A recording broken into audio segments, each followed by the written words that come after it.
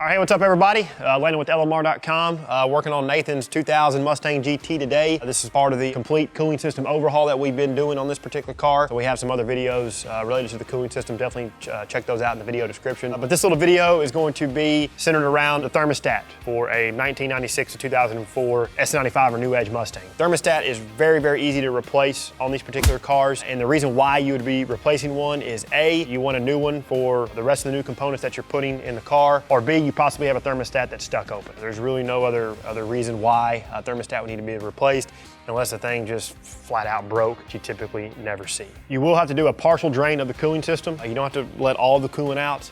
You'll just need to drain a little bit out to get it away from this particular area. I can't tell you an exact amount, maybe a half gallon, but you have to kind of be the judge of that. Whenever you let a little coolant out, remove your hose, remove your thermostat, and if coolant isn't pouring out, well then you can replace your thermostat. Definitely get a new gasket at the same time as your thermostat, but over time those will squish due to the clamping load of the bolts. But outside of that, if you're just replacing a thermostat, the gasket is really kind of the only thing you need. You're gonna see us install a few new parts on this particular car because that's kind of what we do. We wanna kind of show you all the parts that we can. Just note that 96 to 2000, 2001, 2004 cars had a different thermostat housing. The clocking was a little bit different. 96, 2000 was more inboard toward the center line of the engine. 2001 to 2004 was a little bit more outboard. You also have to have the accompanying hose to match the particular thermostat housing. We're gonna kind of talk about that a little bit more in the video. So that's pretty much rundown on thermostat replacement, so we're gonna get to wrenching. All right, so to get started with removing the thermostat, you'll wanna do kind of a soft partial drain of your cooling system. Jump underneath the car and locate the petcock or the drain valve and let a little bit of coolant out and catch it in a good clean bucket. After that, you can loosen and slide back the hose clamp, securing the upper radiator hose to the thermostat housing. Slide the radiator hose off the thermostat and position it out of your way. So in order to get access to the inboard thermostat bolt, we'll first need to remove the vacuum hose and assembly from the idle air control motor and the intake elbow. After that, you can loosen and remove the four 10mm bolts, securing the alternator bracket to the alternator and the intake manifold. Depending on the year, that wrenching size could be a little different. After that, you'll loosen and remove the two thermostat housing bolts with a 10mm socket as well. Keep in mind that may also differ between the year ranges. With the thermostat housing out of the way, remove your thermostat, followed by the gasket.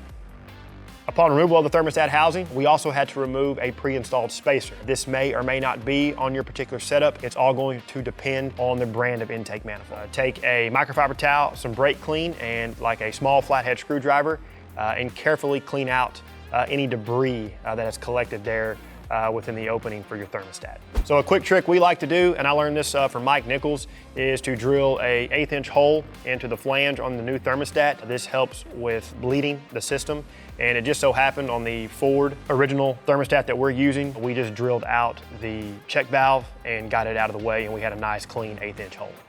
All right, so now you install your thermostat into place. Orientation does not matter. Follow that with the gasket.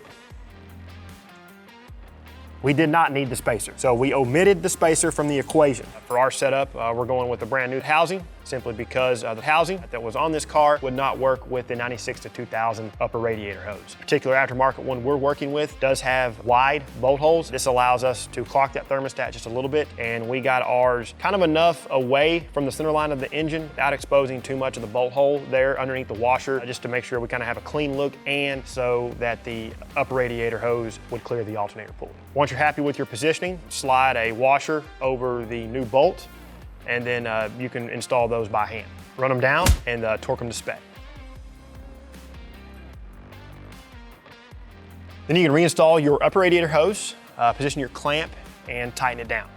Reinstall your alternator bracket and torque the 4 bolts to spec. Follow that with reinstalling the vacuum hose assembly back onto the inlet elbow and your idle air control motor. And then you can top off your cooling system with the same amount of coolant that you removed prior to servicing your thermostat. After that, you're good to go. All right, everybody, that's it. Like I said, pretty straightforward to put a thermostat into one of these cars. I mean, the biggest process is just gonna be letting a little bit of coolant out and then topping your cooling system back off with the amount that was drained out of the system. I hope you find value in what we're doing. If you do, please consider liking the video, subscribe to the channel, turn on notifications. And then until we see you in the next one, for all things SN95 and new Edge Mustang, keep it right here with the real enthusiasts, LMR.com.